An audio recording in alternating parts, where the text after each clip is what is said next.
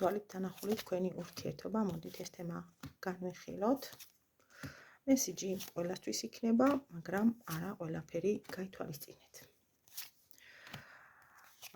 მისი თვალით დანახული თქვენ და არა ურთიერთობა ნახეთ, საოცარი ხართ, ლამაზიც, ჭკვიანიც, ძლიერიც, სერიოზულიც, დამოუკიდებელიც და ყოვლის შემძლეც, როცა რაღაც მართლა გულით გირდათ. მაგრამ დააკვირდით, რა ვთქვი, მისი თვალით დანახული თქვენ, თუმცა მისი თვალით დანახული თქვენი ურთიერთობა უკვე გაპრობლემებულია უამრავი მიზეზების გამო.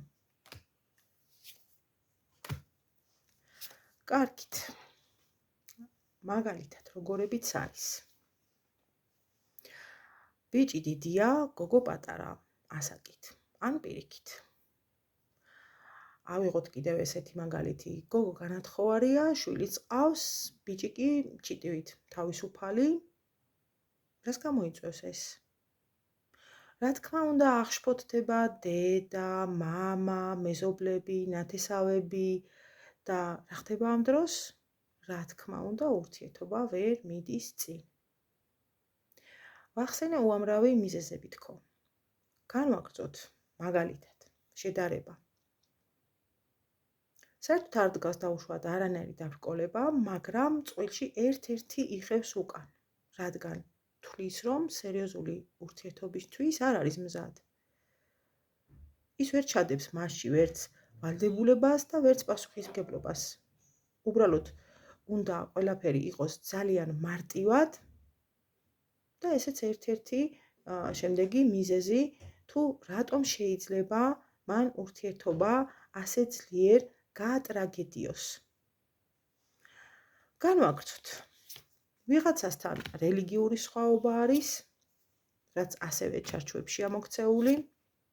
ვიღაცასთან ბიჭი მაგალითად მინისტრია, გოგო გლეხების ოჯახიდან არის. სიტყვის მასალად ვიყენებ შედარებას, რა თქმა უნდა, აქ კონკრეტულად არც მინისტრი არაფერ შუაში და არც გლეხი. ანუ, რისი თქმა მინდა. ის თქვენ პიროვნულად სრულიად დამაკმაყოფილებლად ხედავთ. მაგრამ მისი თვალით დანახული თქვენი ურთიერთობა სერიოზულ დაბრკოლებებზე აქვს შეყენებული. რითაც ის შექმნის წავედი-მოვედის ხარისხს ურთიერთობაში. თქვენ არაფერს არ გერჩით.